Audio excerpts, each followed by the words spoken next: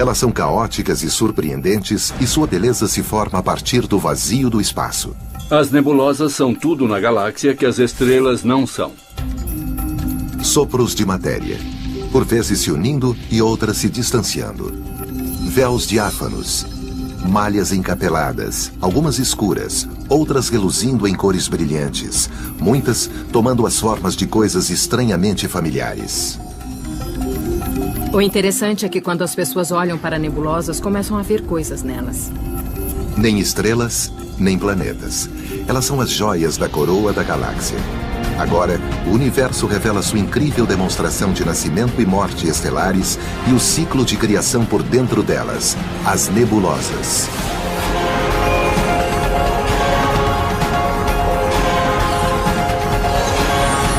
O universo. Nebulosas.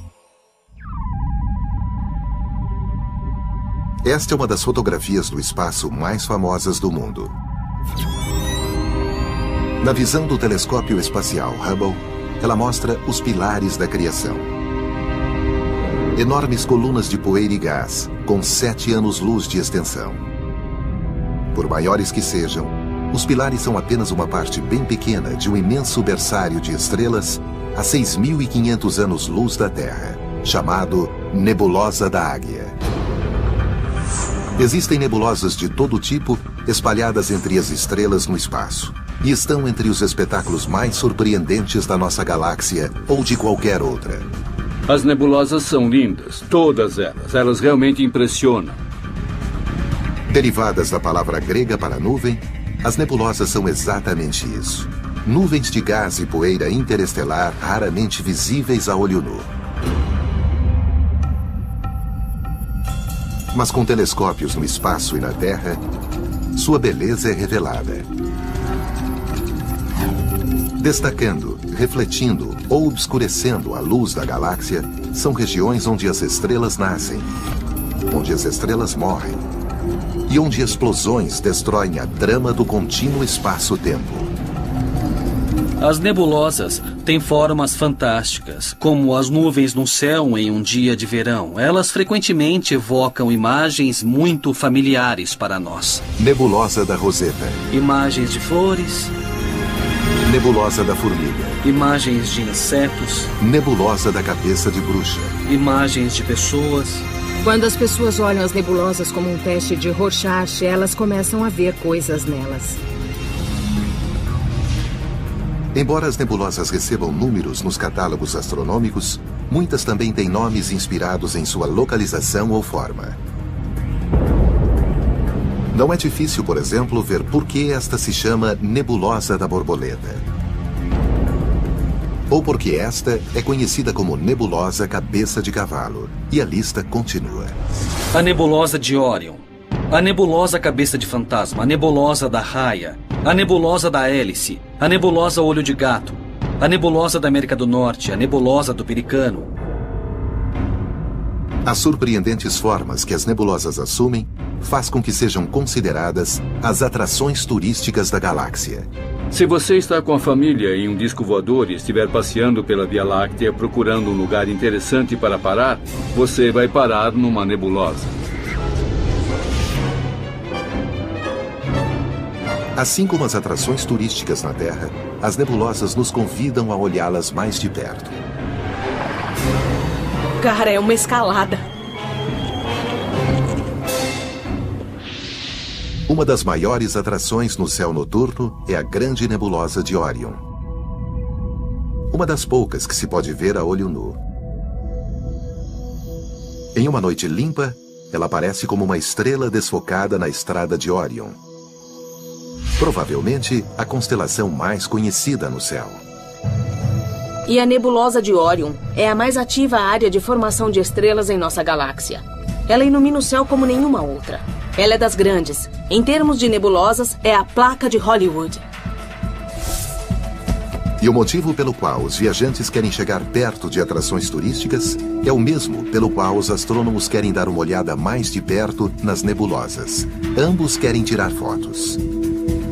Isso. Afinal, a graça, o turismo, quer seja terreno ou astronômico, está nas fotos. Isso, bem aí. As fotografias de nebulosas ocupam um nicho muito especial. Um nicho muito importante, creio eu. Porque elas realmente estão no auge. Elas estão na confluência da arte e da ciência. Mas para conseguir boas fotos de uma nebulosa, não basta apenas apontar a câmera e clicar. Nas montanhas ao norte de San Diego, um grupo de astrônomos amadores tem um longo caminho a percorrer na busca por nebulosas e para tirar boas fotos. É um bom tempo de estrada, mas vale a pena vir aqui. Uma noite sob as estrelas. Mesmo que eu não consiga nenhuma imagem, vale a pena. Só para ver o que eu não posso ver da minha casa. Com um equipamento tão complexo, esses entusiastas dizem que não estão apenas tirando fotos. Aqui a palavra usada é registro. E seus alvos favoritos são as nebulosas. Só de poder olhar para elas e imaginar o que está acontecendo lá naquela nuvem de gás e poder ver o lugar onde as estrelas estão se formando é uma experiência sensorial incrível, sem igual.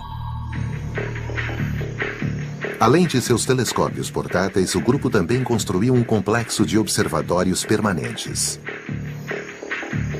Dentro do edifício que abriga seu telescópio de 50 centímetros, o experiente astrofotógrafo Alan Smallbone prende uma autocâmera especial ao visor. Ele está se preparando para registrar a nebulosa de Orion. Esse objeto representa um grande desafio para mim, porque tem áreas muito claras, tem áreas muito luminosas e tem áreas muito escuras. É um objeto muito difícil de fotografar com precisão. As câmeras digitais usadas pelos astrofotógrafos da atualidade emulam a visão colorida do próprio olho humano. Existem 3 tipos de células cônicas na retina, cada uma sensível à luz azul, verde ou vermelha. Por isso, essas cores são consideradas as cores primárias da luz. Mas a retina de uma astrocâmera é um chip de computador sensível apenas ao preto e branco. Portanto, para fazer fotos coloridas, ela utiliza filtros vermelho, verde e azul, fazendo pelo menos uma imagem de cada um. Isso geralmente é chamado de técnica RGB e é o padrão para produzir cores mais naturais. Ao capturar a nebulosa de Orion, Alan faz exposições prolongadas de 5 minutos usando cada um dos 3 filtros.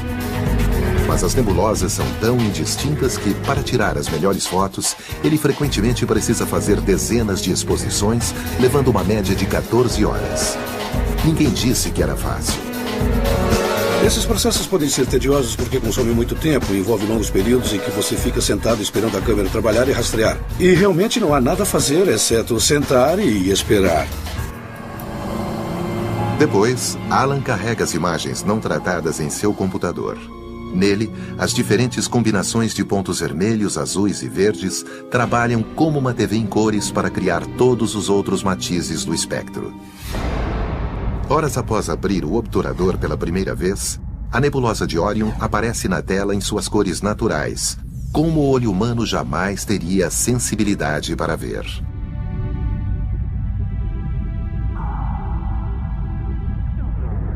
As incríveis imagens destas e de outras formações demonstram o motivo por que, quando o assunto são as nebulosas, a astrofotografia é indispensável. A combinação do telescópio e da câmera realmente permite que se veja detalhes e estruturas das nebulosas que você não teria condições de ver a olho nu, porque são muito fracas e difusas. Com 15 anos de extensão, é uma nuvem enorme, composta em sua maior parte por hidrogênio.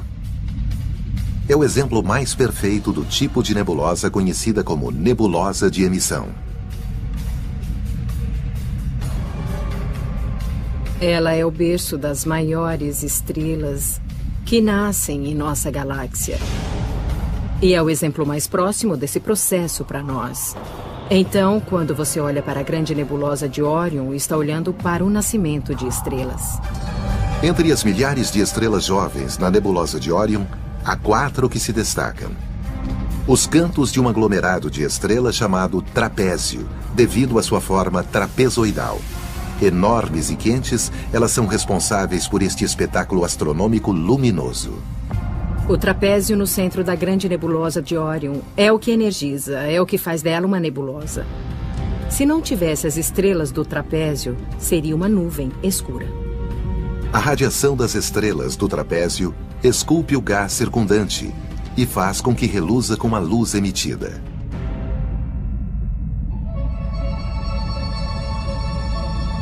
Como seria voar através da nebulosa de Órion a bordo de uma nave espacial?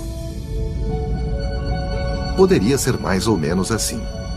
Esta é uma simulação de supercomputador incrivelmente precisa, baseada em dados detalhados do telescópio espacial Hubble e montada pelo astrônomo Robert Odell, da Universidade Vanderbilt.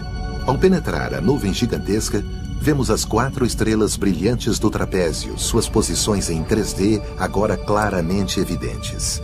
De tão intensa, sua energia criou uma depressão no centro da nebulosa.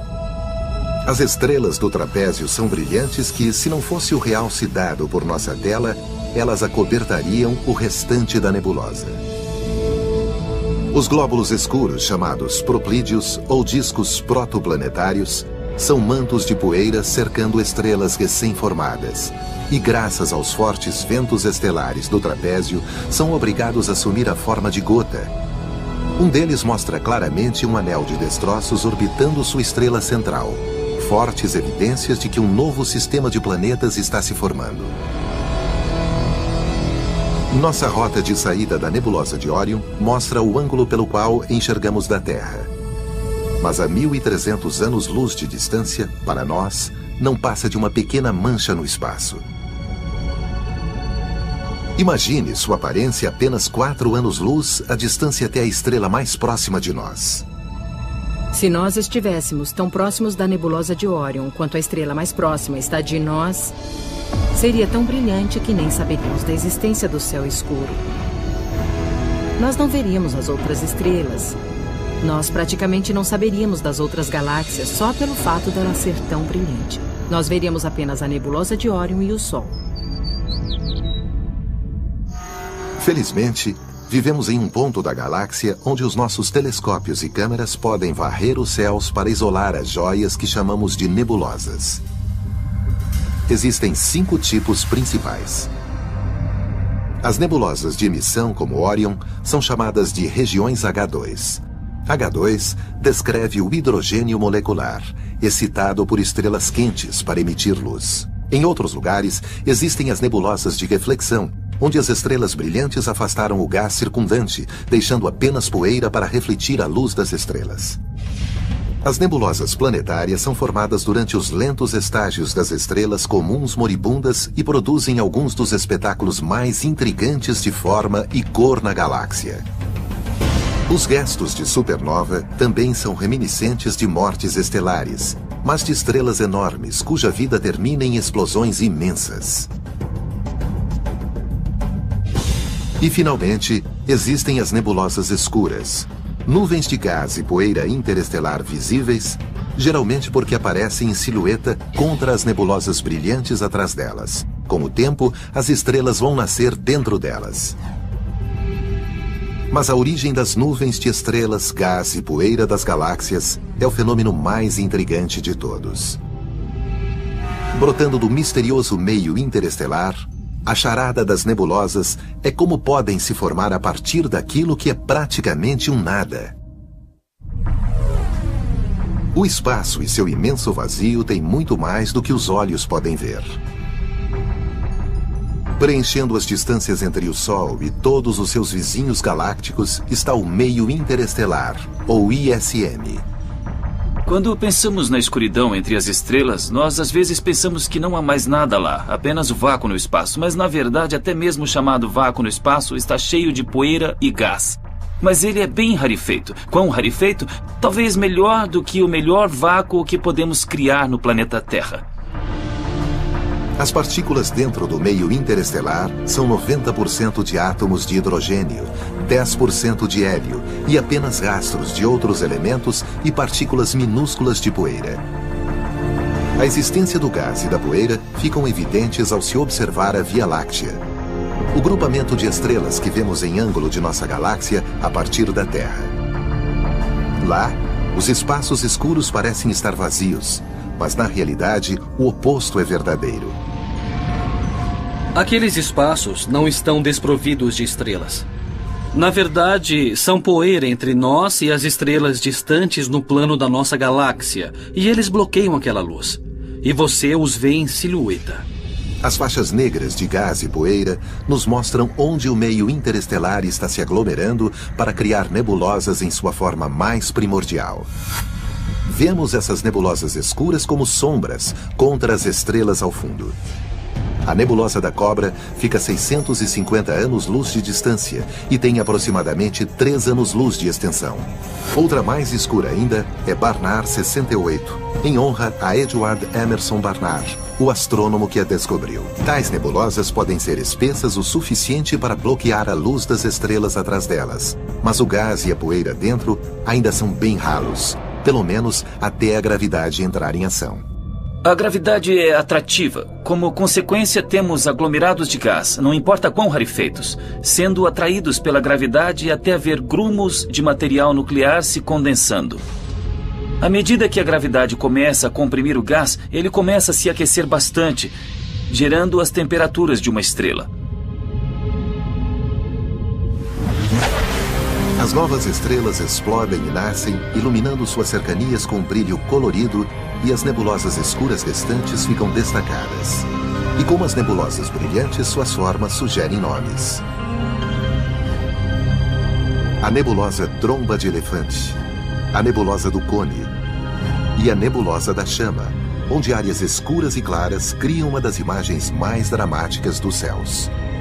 As cores luminosas das regiões formadoras de estrelas vêm dos gases das nebulosas excitadas pela radiação ultravioleta invisível das estrelas novas das proximidades que estão quentes.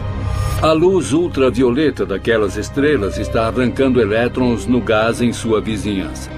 Esses elétrons ficam flutuando por dias ou semanas e então finalmente encontram um próton solitário ou outro núcleo positivamente carregado, e eles entrarão em suas órbitas. E quando fazem isso, eles emitem luz. Na Universidade de Rochester, o astrônomo Adam Frank compara a agitação de gases em uma nebulosa a um jogo de basquete. Este jogo de basquete é uma ótima analogia, embora terrestre, para o que acontece numa nebulosa. Aqui, tô passando! Aqui, ó! Passa, toca a bola! Aê! É isso aí! Vamos tocar, vamos distribuir a bola! Na quadra temos o Rochester enfrentando o NYU. Os jogadores de basquete são bem parecidos com as estrelas no centro de uma nebulosa. Quando algo excitante acontece na quadra, você vê a multidão ficando toda agitada. A multidão se levanta, torce, emite energia. Nesse caso, é energia sonora, mas na nebulosa seria luz. Esta é exatamente a mesma coisa que acontece quando um elétron é arrancado de um átomo. Fica voando por um tempo e então encontra outro átomo com o qual se recombinar. E ao mesmo tempo, ele emite energia.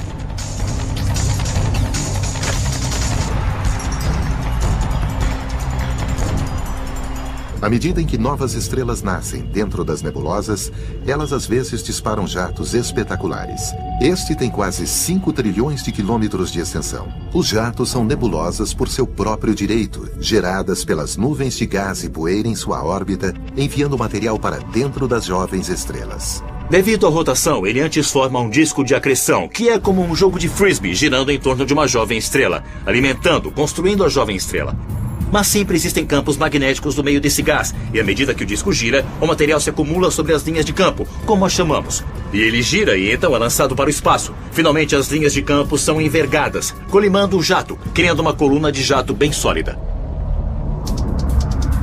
Assim como os jatos estelares, as nebulosas da galáxia exibem uma profusão de bolhas, ondas de choque, pilares e até montanhas.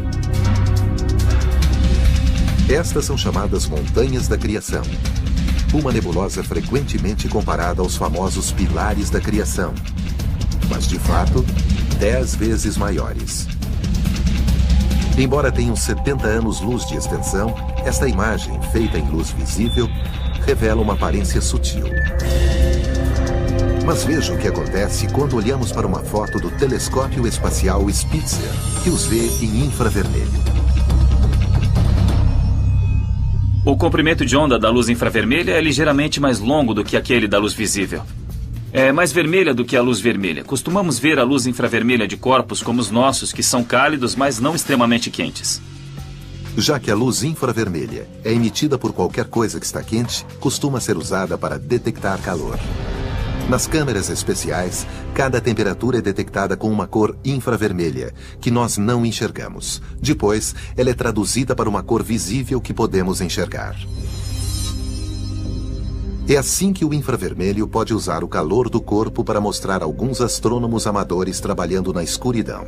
De outro modo, teríamos que acender uma luz para poder vê-los. O mesmo princípio se aplica no espaço. Esta é a nebulosa da Águia, mostrada em luz visível. Mas o telescópio Spitzer, que usa infravermelho, a vê de uma maneira muito diferente, revelando uma região de poeira extremamente quente vista aqui em vermelho.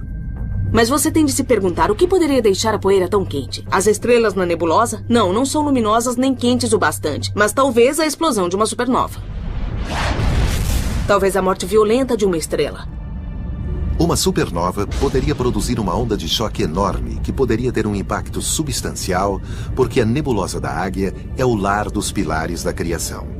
Para os pilares não parece que vai ser muito bom. O grande problema é que aquela onda de choque da supernova, que está se expandindo a partir da estrela que está explodindo, cedo ou tarde vai atingir aqueles pilares. E quando atingir os pilares, vai evaporá-los e eles serão destruídos, deixando as estrelas que estão se formando nos pilares para trás. Mas todo aquele gás e poeira e aquelas belíssimas formas parecidas com pilares simplesmente vão desaparecer. O infravermelho, que revela o destino dos famosos pilares, é apenas uma das ferramentas na caixa dos astrônomos. Mas as nebulosas podem ser vistas em luzes de todos os tipos, arrancando véus que, de outro modo, manteriam seus segredos ocultos para sempre. No universo repleto de luz, os astrônomos aprenderam a ver as estrelas analisando luzes de diferentes tipos, como as imagens em infravermelho do telescópio espacial Spitzer. O infravermelho é apenas uma região do espectro eletromagnético, uma escala imensa que usamos para medir os comprimentos de onda de todos os tipos de radiação. Em um extremo estão as ondas de rádio com os comprimentos de onda mais longos, e no outro extremo os raios gama com os mais curtos, e entre eles as outras faixas, incluindo a luz visível, que é uma fração tão minúscula do todo que é difícil de imaginar. E qual é o tamanho do espectro visível? Se você tivesse um rolo de filme representando todo o espectro eletromagnético, estendendo-se 4.000 quilômetros, da Califórnia ao Alasca, a seção que conteria o espectro visível cairia mais ou menos no meio, perto da Universidade de Washington.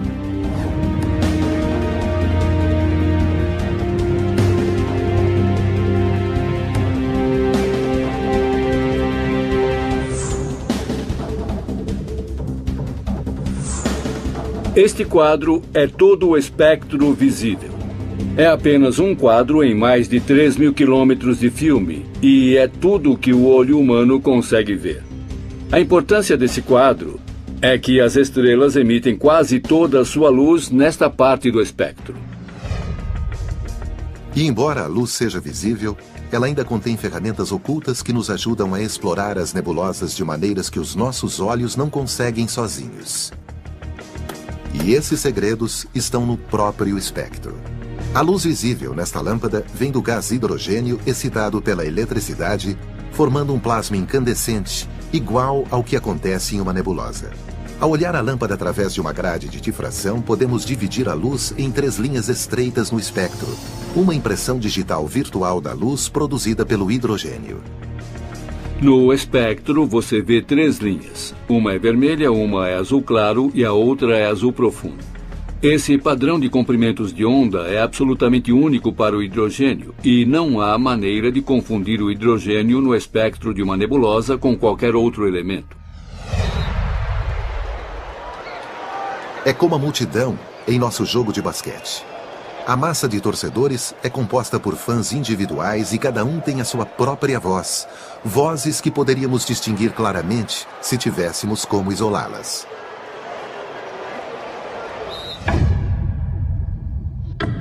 Ao isolar as linhas espectrais individuais dos elementos contidos nas nebulosas, os astrônomos foram capazes de criar imagens realmente dignas dessas atrações turísticas da nossa galáxia. Ao usar os chamados filtros de banda estreita, correspondendo a linhas individuais, os astrônomos nos deram outra maneira de ver coisas que não podemos ver sozinhos. Quando o telescópio Hubble fotografou os pilares da criação, usou um filtro para isolar a linha vermelha mais luminosa do hidrogênio, outro para isolar a linha ainda mais vermelha do enxofre, e um terceiro para capturar o verde azulado do oxigênio. Zoltan Levey, um especialista em imagens, monta os componentes de modo a formar uma imagem totalmente colorida que revela mais do que a soma de suas partes. Ao passar imagens de uma nebulosa através de um filtro que isola a luz de um elemento em particular, podemos ver a distribuição desse elemento pela nebulosa. Mas muito mais do que isso, vemos como as condições físicas variam em toda a nebulosa. Se as verdadeiras cores das linhas do hidrogênio, oxigênio e enxofre fossem combinadas, a imagem dos pilares ficaria mais ou menos assim. Mas a equipe do Hubble traduz cada elemento em uma das cores primárias da luz. O verde azulado do oxigênio é designado ao azul. O vermelho do hidrogênio é designado ao verde. E o enxofre, cuja cor é semelhante à do hidrogênio, é designada ao vermelho.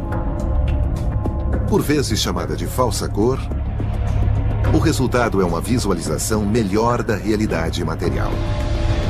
Isso é o que eu chamaria de cor representativa, devido à maneira como construímos essa imagem. As cores podem não parecer as mesmas cores que veríamos se estivéssemos olhando para a imagem a olho nu ou através de um telescópio, mas elas representam os processos físicos que estão acontecendo lá.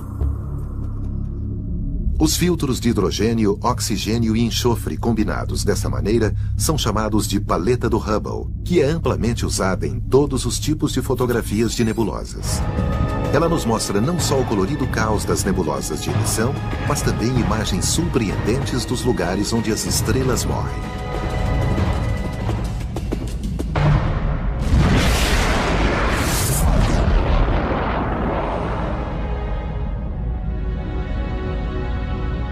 Essas joias belas e complexas que pontilham o cosmo, marcando a extinção de estrelas, chamam-se nebulosas planetárias, um termo cunhado em 1784.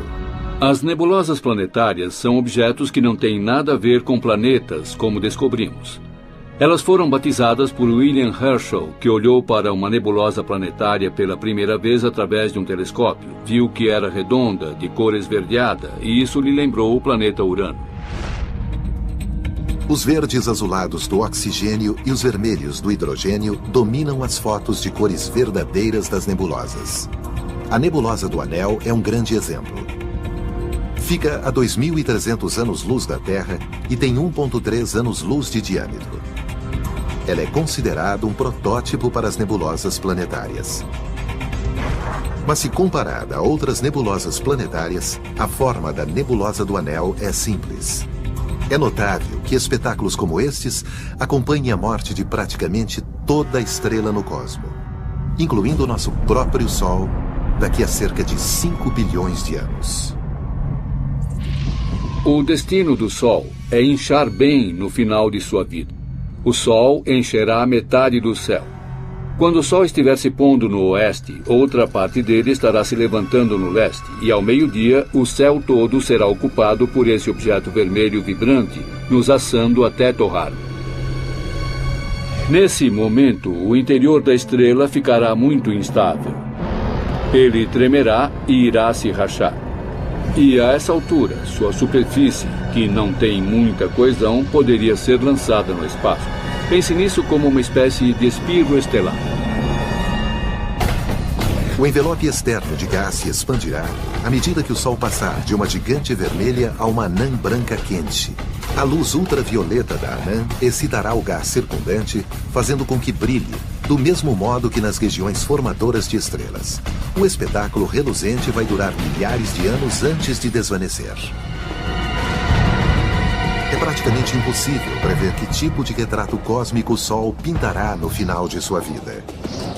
Mas observe a incrível variedade de nebulosas planetárias espalhadas pela galáxia. O que torna cada uma tão incrivelmente diferente? E que força motriz está por trás de suas formas enigmáticas? Estima-se que existam 10.000 nebulosas planetárias em nossa galáxia. Cada uma mostrando a morte de uma estrela de maneira singular. Embora cada nebulosa planetária seja gerada por um único sistema estelar, comparativamente seu tamanho é imenso. As nebulosas planetárias são enormes. Se isto entre os meus dedos fosse o sistema solar, o raio de uma nebulosa planetária seria de 1.000 a 10.000 vezes maior. Contudo, devido à sua grande distância da Terra, para nós, a maioria das nebulosas planetárias aparece como pontinhos minúsculos no cosmo. A distância da nebulosa planetária NGC 2440 é de 4.000 anos-luz. E embora a nebulosa em si tenha 1 ano-luz de extensão, quando vista da Terra, seu tamanho é apenas 4% do diâmetro da Lua cheia. Só os telescópios mais potentes podem vê-la em detalhe. Uma nebulosa aparentemente tão grande quanto a Lua é a nebulosa da Hélice. Ainda assim, para ser vista, ela precisa ser fotografada com uma exposição prolongada. Sua forma surpreendente até inspirou alguns a chamá-la de Olho de Deus. A cerca de 450 anos-luz de distância, está entre as nebulosas planetárias mais próximas da Terra. Como tal, tem sido estudada intensamente. Esta foto do telescópio espacial Hubble é uma das imagens astronômicas mais detalhadas já feitas. Entre as surpresas que ela revela, estranhos nós, parecidos com raios de roda, estão dentro da nebulosa. Eles chamaram de nós cometários, talvez pensando que eram cometas antigos em torno da estrela, quando de fato são apenas uma interação natural da luz da estrela com o gás. Quando a luz da estrela é projetada, ela choca com o gás. É mais ou menos como jogar água fria no fogo. E isso faz com que o gás se recurve e se fragmente. As cores vistosas vistas nas fotos das nebulosas planetárias enganam. Se uma nave espacial estivesse próxima da estrela central da nebulosa da Hélice, por exemplo, o gás incandescente seria praticamente invisível, de tão molecular. Essa imagem só começaria a mudar se fôssemos para os extremos dessa nebulosa planetária. Nós teríamos de viajar cerca de 1000 vezes o raio do sistema solar antes de podermos ver o brilho dos gases da nebulosa planetária em si. E elas seriam bem parecidas com a aurora boreal que vemos aqui na Terra. Veríamos cores belíssimas. E então, pouco depois disso, terminaríamos nosso voo pela nebulosa e estaríamos nas profundezas do espaço. Olhando para trás, as cores da nebulosa são mais aparentes. De outro modo, o gás é molecular demais para ser visto, a não ser que olhemos através de todo o seu envelope de bilhões de quilômetros de espessura como estamos agora. Mas mesmo assim, precisamos de um realce. Os nossos olhos veem o já esperado vermelho do hidrogênio, mas mais cores aparecem e a estrutura se torna mais clara se a nossa nave espacial aplicar a paleta do Hubble à nossa visão. Ainda assim, a nossa visão da nebulosa é limitada por nossa posição. Assim como acontece na Terra, nós a vemos de apenas uma direção. Ela parece um anel alongado, mas a nossa nave espacial contorna a nebulosa e nos damos conta de que, de outro ângulo, tem uma aparência muito diferente.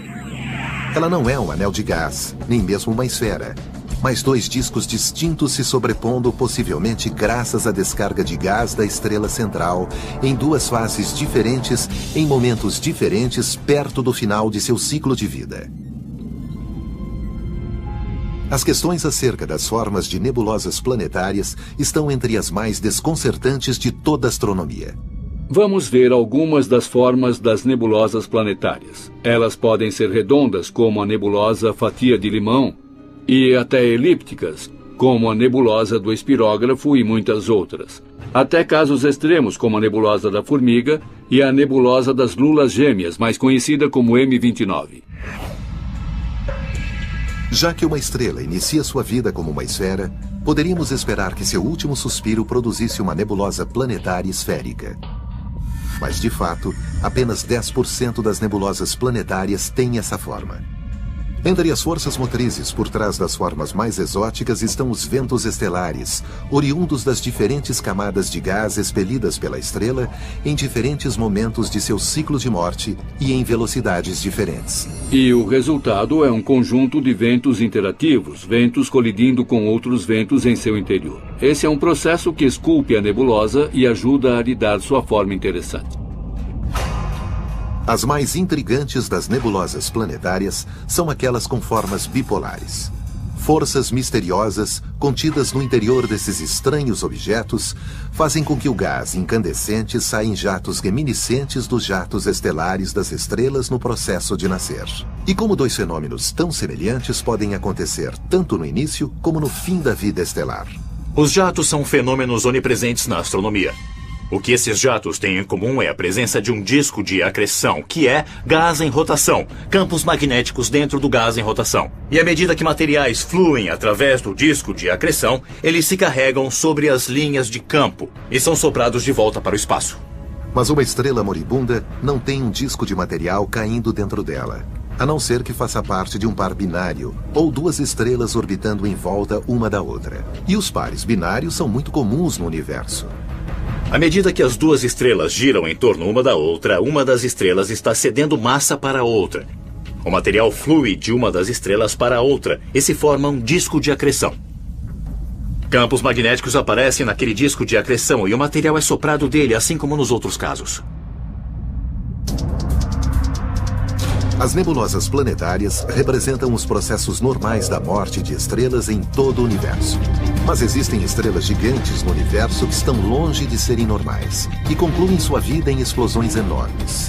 E, frequentemente, as nebulosas resultantes são as únicas pistas de como encontraram o seu violento fim. Em 1054, uma estrela gigantesca explodiu a 6.300 anos-luz do Sistema Solar. Da Terra, parecia ser uma estrela nova, a mais brilhante no céu. Era 10 vezes maior do que Vênus e ficou visível em plena luz do dia por 29 dias. Ela foi vista por astrônomos chineses e talvez pelo povo Anasazi do Novo México, como se pode ver em um de seus petroglifos. Ela desvaneceu quase tão rapidamente quanto apareceu e hoje só podemos vê-la usando telescópios. Mas o que restou dela é espetacular. 1000 anos depois, nós a chamamos de Nebulosa do Caranguejo, uma de uma série de nebulosas conhecidas como restos de supernovas. Os restos de supernovas são essencialmente as nuvens de destroços em expansão resultantes da explosão estelar de uma estrela realmente grande. É a explosão de morte de uma estrela imensa no final de sua vida. Os restos de supernovas são semelhantes às nebulosas planetárias, pois cada uma resulta da morte de uma estrela. Quando uma estrela inicialmente evolui para se tornar uma nebulosa planetária, ela ejeta massa densa de sua superfície muito lentamente. Mas não é uma explosão, é apenas uma ejeção. Uma supernova é muito mais simples, é apenas uma explosão. Tudo acontece em segundos. E a nebulosa que vemos em volta são os estilhaços que ainda permanecem. O espetáculo de luz vem da onda de choque da explosão colidindo com o material circundante e resultando em sua incandescência. O princípio foi dramaticamente ilustrado como realmente aconteceu em 2004, quando o telescópio espacial Hubble capturou esta onda de choque, atingindo um anel de gás nos restos de uma supernova que explodiu a 160 mil anos-luz de distância em 1987. Mais perto de nós, a nebulosa do Caranguejo permanece como a mais famosa de todos os restos de supernovas.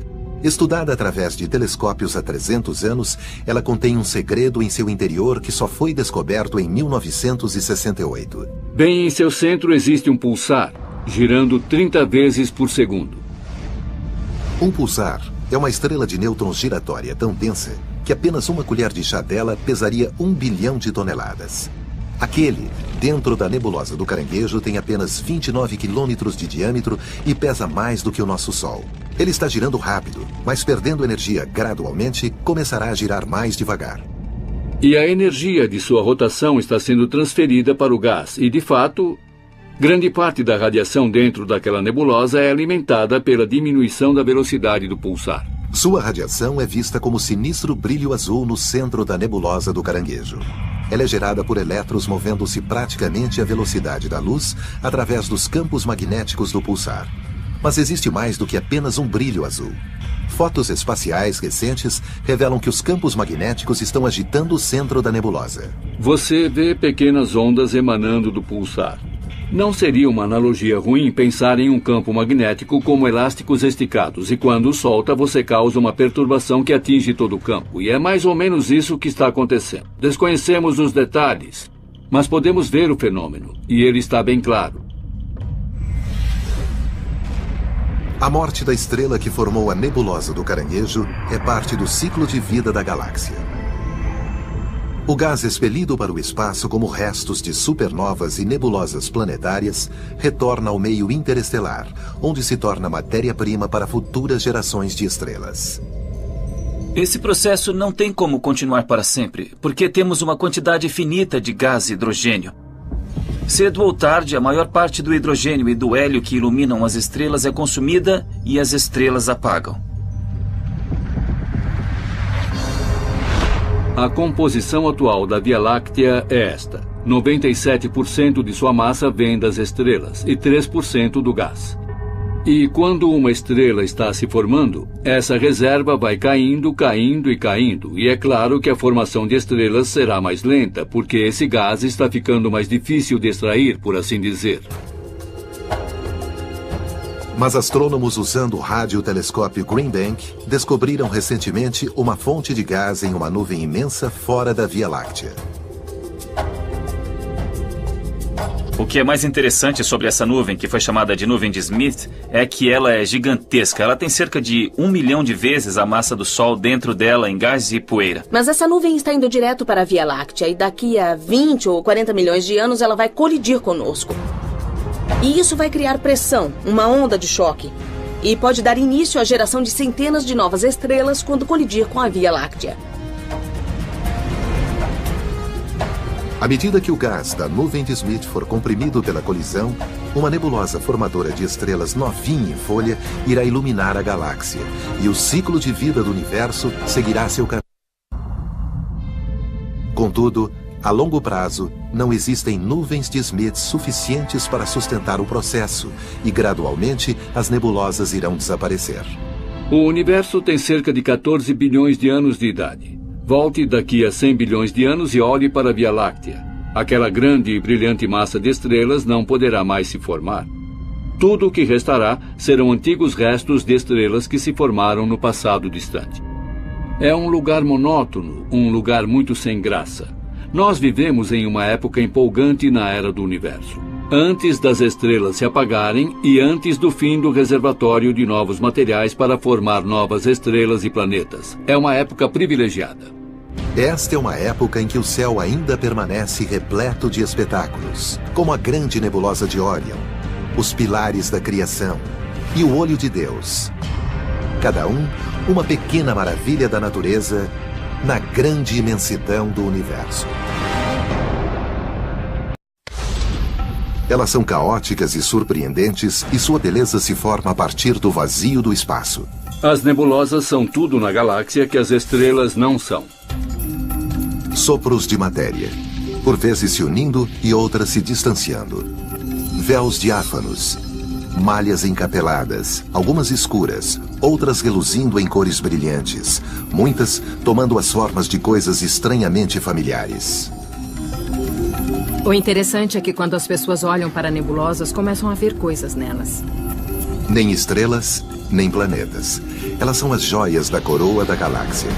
Agora, o universo revela sua incrível demonstração de nascimento e morte estelares e o ciclo de criação por dentro delas, as nebulosas.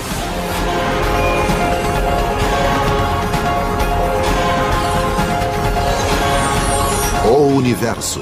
Nebulosas. Esta é uma das fotografias do espaço mais famosas do mundo. Na visão do telescópio espacial Hubble, ela mostra os pilares da criação. Enormes colunas de poeira e gás, com 7 anos-luz de extensão. Por maiores que sejam, os pilares são apenas uma parte bem pequena de um imenso berçário de estrelas a 6.500 anos-luz da Terra, chamado Nebulosa da Águia. Existem nebulosas de todo tipo espalhadas entre as estrelas no espaço e estão entre os espetáculos mais surpreendentes da nossa galáxia ou de qualquer outra. As nebulosas são lindas, todas elas. Elas realmente impressionam.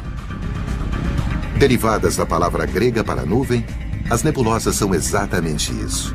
Nuvens de gás e poeira interestelar raramente visíveis a olho nu.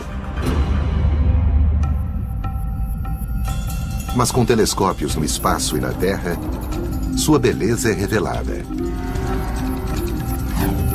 Destacando, refletindo ou obscurecendo a luz da galáxia, são regiões onde as estrelas nascem, onde as estrelas morrem e onde explosões destroem a trama do contínuo espaço-tempo.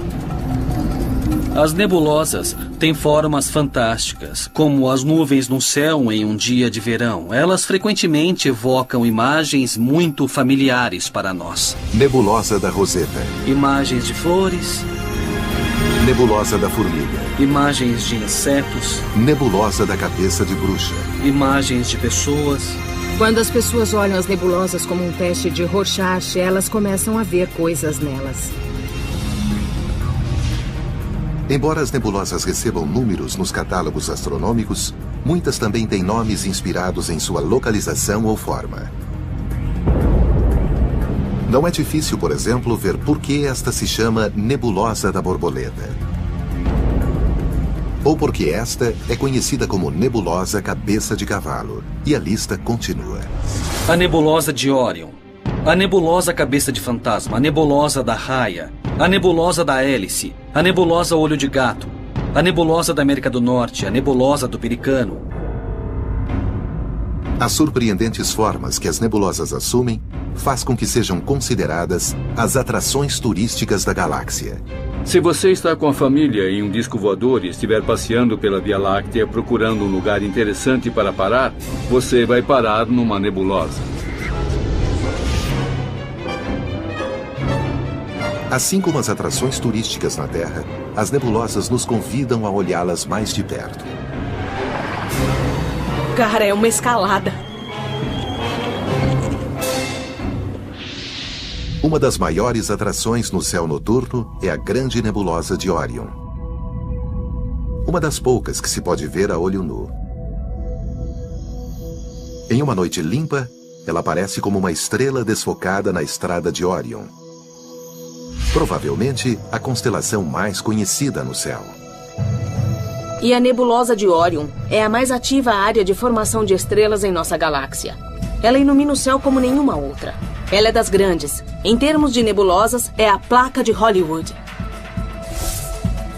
E o motivo pelo qual os viajantes querem chegar perto de atrações turísticas é o mesmo pelo qual os astrônomos querem dar uma olhada mais de perto nas nebulosas.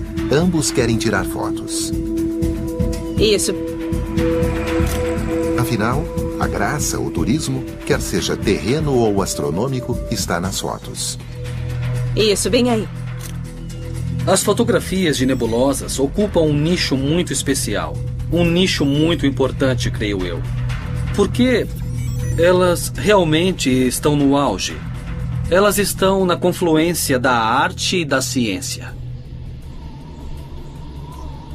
Mas para conseguir boas fotos de uma nebulosa, não basta apenas apontar a câmera e clicar. Nas montanhas ao norte de San Diego, um grupo de astrônomos amadores tem um longo caminho a percorrer na busca por nebulosas e para tirar boas fotos. É um bom tempo de estrada, mas vale a pena vir aqui. Uma noite sob as estrelas, mesmo que eu não consiga nenhuma imagem, vale a pena. Só para ver o que eu não posso ver da minha casa. Com um equipamento tão complexo, esses entusiastas dizem que não estão apenas tirando fotos. Aqui a palavra usada é registro. E seus alvos favoritos são as nebulosas. Só de poder olhar para elas e imaginar o que está acontecendo lá naquela nuvem de gás e poder ver o lugar onde as estrelas estão se formando é uma experiência sensorial incrível, sem igual. Além de seus telescópios portáteis, o grupo também construiu um complexo de observatórios permanentes. Dentro do edifício que abriga seu telescópio de 50 centímetros, o experiente astrofotógrafo Alan Smallbone prende uma autocâmera especial ao visor. Ele está se preparando para registrar a nebulosa de Orion. Esse objeto representa um grande desafio para mim, porque tem áreas muito claras, tem áreas muito luminosas e tem áreas muito escuras. É um objeto muito difícil de fotografar com precisão. As câmeras digitais usadas pelos astrofotógrafos da atualidade emulam a visão colorida do próprio olho humano. Existem 3 tipos de células cônicas na retina, cada uma sensível à luz azul, verde ou vermelha. Por isso, essas cores são consideradas as cores primárias da luz. Mas a retina de uma astrocâmera é um chip de computador sensível apenas ao preto e branco. Portanto, para fazer fotos coloridas, ela utiliza filtros vermelho, verde e azul, fazendo pelo menos uma imagem de cada um. Isso geralmente é chamado de técnica RGB e é o padrão para produzir cores mais naturais. Ao capturar a nebulosa de Orion, Alan faz exposições prolongadas de 5 minutos usando cada um dos 3 filtros. Mas as nebulosas são tão indistintas que, para tirar as melhores fotos, ele frequentemente precisa fazer dezenas de exposições, levando uma média de 14 horas. Ninguém disse que era fácil. Esses processos podem ser tediosos porque consomem muito tempo, envolve longos períodos em que você fica sentado esperando a câmera trabalhar e rastrear. E realmente não há nada a fazer, exceto sentar e esperar. Depois, Alan carrega as imagens não tratadas em seu computador.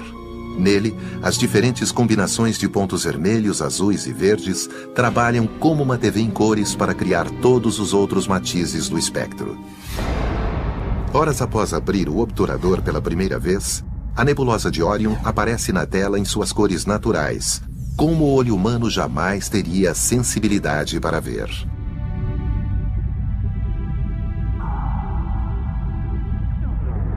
As incríveis imagens destas e de outras formações demonstram o motivo por que, quando o assunto são as nebulosas, a astrofotografia é indispensável.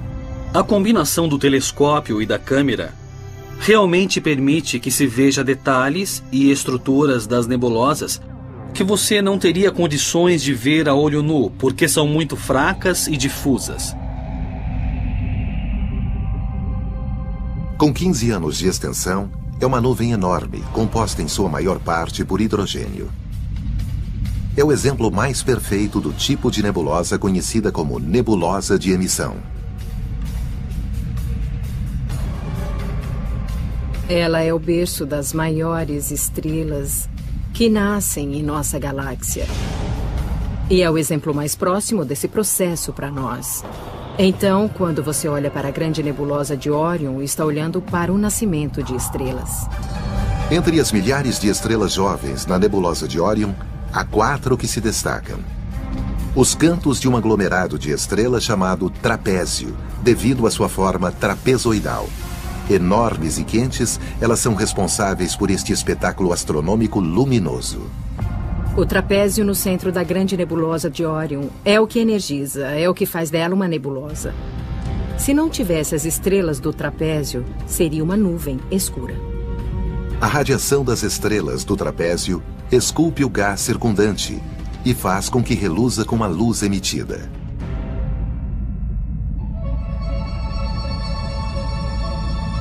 Como seria voar através da nebulosa de Órion a bordo de uma nave espacial? Poderia ser mais ou menos assim.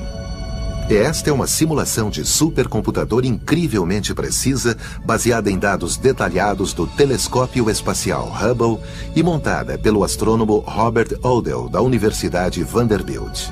Ao penetrar a nuvem gigantesca, vemos as 4 estrelas brilhantes do trapézio, suas posições em 3D agora claramente evidentes. De tão intensa, sua energia criou uma depressão no centro da nebulosa. As estrelas do trapézio são brilhantes que, se não fosse o realce dado por nossa tela, elas acobertariam o restante da nebulosa. Os glóbulos escuros, chamados proplídeos ou discos protoplanetários, são mantos de poeira cercando estrelas recém-formadas, e graças aos fortes ventos estelares do trapézio, são obrigados a assumir a forma de gota. Um deles mostra claramente um anel de destroços orbitando sua estrela central. Fortes evidências de que um novo sistema de planetas está se formando. Nossa rota de saída da nebulosa de Órion mostra o ângulo pelo qual enxergamos da Terra. Mas a 1.300 anos-luz de distância, para nós, não passa de uma pequena mancha no espaço. Imagine sua aparência apenas 4 anos-luz a distância até a estrela mais próxima de nós. Se nós estivéssemos tão próximos da nebulosa de Órion quanto a estrela mais próxima está de nós, seria tão brilhante que nem saberíamos da existência do céu escuro. Nós não veríamos as outras estrelas. Nós praticamente não saberíamos das outras galáxias só pelo fato dela ser tão brilhante. Nós veríamos apenas a nebulosa de Órion e o Sol. Felizmente, vivemos em um ponto da galáxia onde os nossos telescópios e câmeras podem varrer os céus para isolar as joias que chamamos de nebulosas. Existem 5 tipos principais. As nebulosas de emissão, como Órion, são chamadas de regiões H2. H2 descreve o hidrogênio molecular, excitado por estrelas quentes para emitir luz. Em outros lugares, existem as nebulosas de reflexão, onde as estrelas brilhantes afastaram o gás circundante, deixando apenas poeira para refletir a luz das estrelas. As nebulosas planetárias são formadas durante os lentos estágios das estrelas comuns moribundas e produzem algum. Elas são caóticas e surpreendentes, e sua beleza se forma a partir do vazio do espaço. As nebulosas são tudo na galáxia que as estrelas não são. Sopros de matéria, por vezes se unindo e outras se distanciando. Véus diáfanos, malhas encapeladas, algumas escuras, outras reluzindo em cores brilhantes, muitas tomando as formas de coisas estranhamente familiares. O interessante é que quando as pessoas olham para nebulosas, começam a ver coisas nelas. Nem estrelas, nem planetas. Elas são as joias da coroa da galáxia. Agora, o universo revela sua incrível demonstração de nascimento e morte estelares e o ciclo de criação por dentro delas, as nebulosas.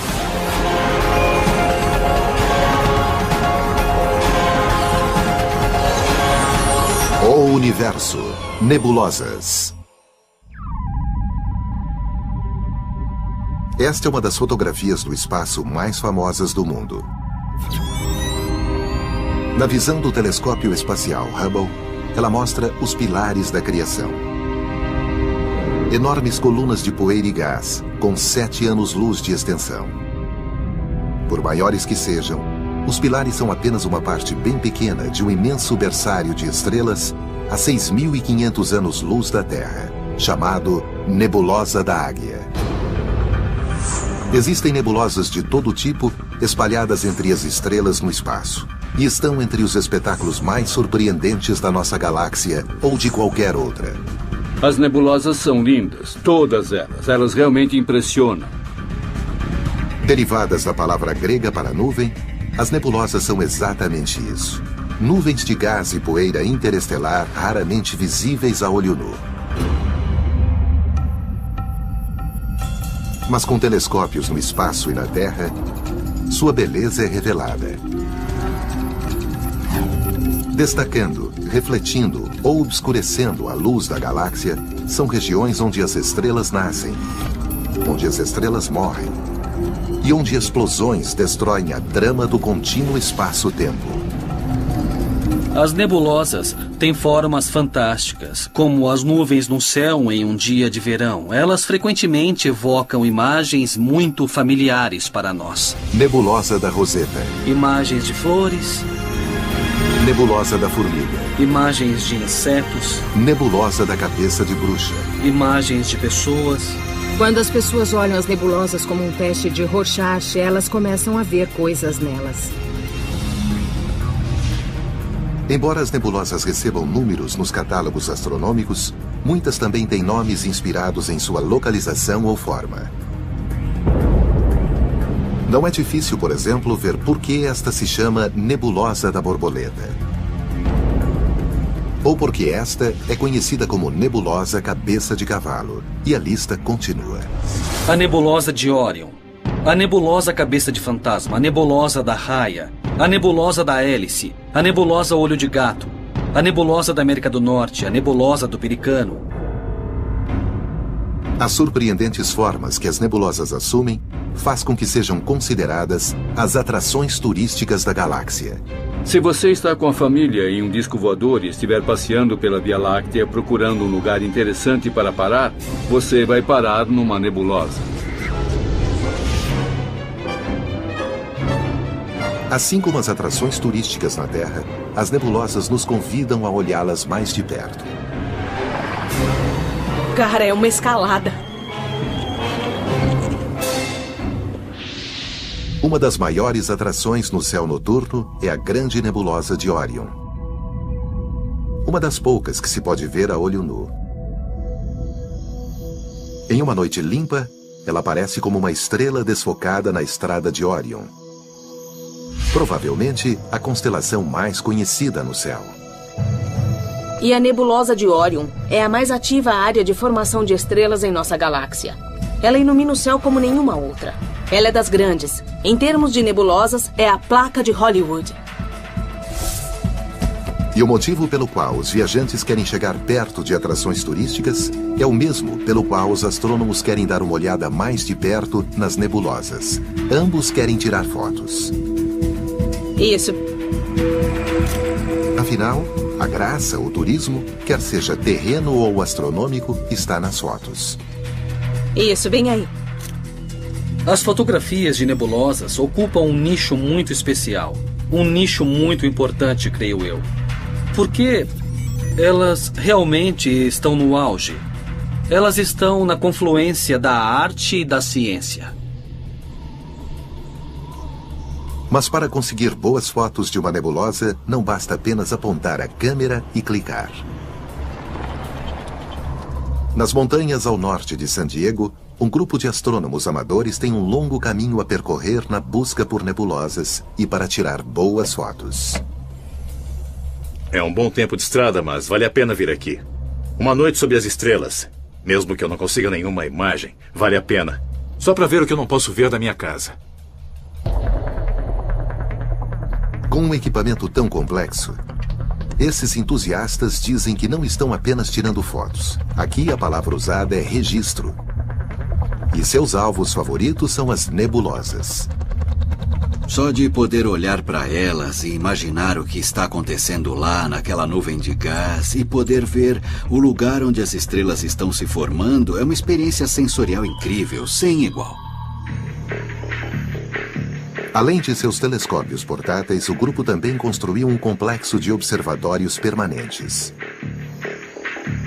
Dentro do edifício que abriga seu telescópio de 50 centímetros, o experiente astrofotógrafo Alan Smallbone prende uma autocâmera especial ao visor.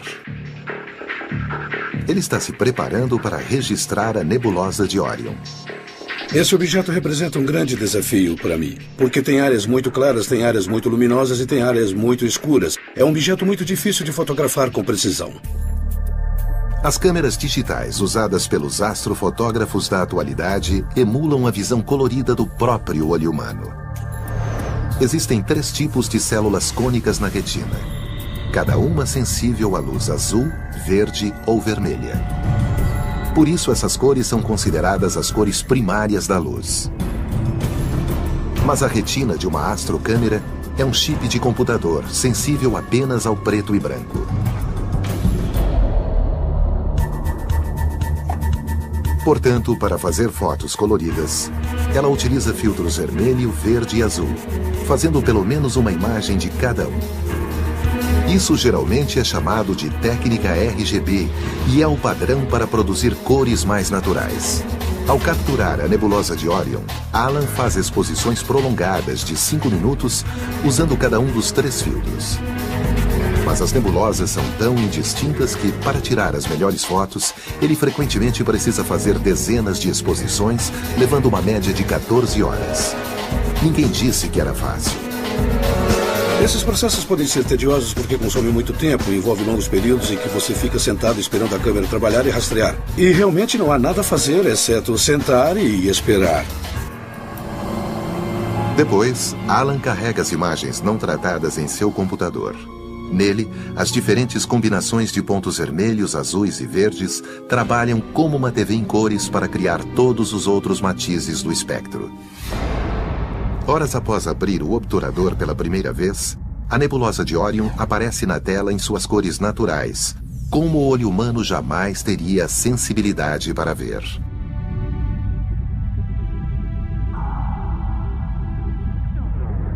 As incríveis imagens destas e de outras formações demonstram o motivo por que, quando o assunto são as nebulosas, a astrofotografia é indispensável. A combinação do telescópio e da câmera realmente permite que se veja detalhes e estruturas das nebulosas que você não teria condições de ver a olho nu, porque são muito fracas e difusas. Com 15 anos de extensão, é uma nuvem enorme, composta em sua maior parte por hidrogênio. É o exemplo mais perfeito do tipo de nebulosa conhecida como nebulosa de emissão. Ela é o berço das maiores estrelas que nascem em nossa galáxia. E é o exemplo mais próximo desse processo para nós. Então, quando você olha para a grande nebulosa de Orion, está olhando para o nascimento de estrelas. Entre as milhares de estrelas jovens na nebulosa de Orion, há 4 que se destacam. Os cantos de um aglomerado de estrelas chamado trapézio, devido à sua forma trapezoidal. Enormes e quentes, elas são responsáveis por este espetáculo astronômico luminoso. O trapézio no centro da grande nebulosa de Orion é o que energiza, é o que faz dela uma nebulosa. Se não tivesse as estrelas do trapézio, seria uma nuvem escura. A radiação das estrelas do trapézio esculpe o gás circundante e faz com que reluza com a luz emitida.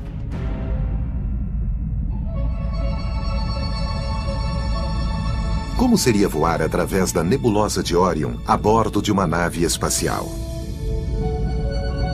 Poderia ser mais ou menos assim. Esta é uma simulação de supercomputador incrivelmente precisa, baseada em dados detalhados do telescópio espacial Hubble e montada pelo astrônomo Robert Odell, da Universidade Vanderbilt. Ao penetrar a nuvem gigantesca, vemos as 4 estrelas brilhantes do trapézio, suas posições em 3D agora claramente evidentes. De tão intensa, sua energia criou uma depressão no centro da nebulosa. As estrelas do trapézio são brilhantes que, se não fosse o realce dado por nossa tela, elas acobertariam o restante da nebulosa. Os glóbulos escuros, chamados proplídeos ou discos protoplanetários, são mantos de poeira cercando estrelas recém-formadas.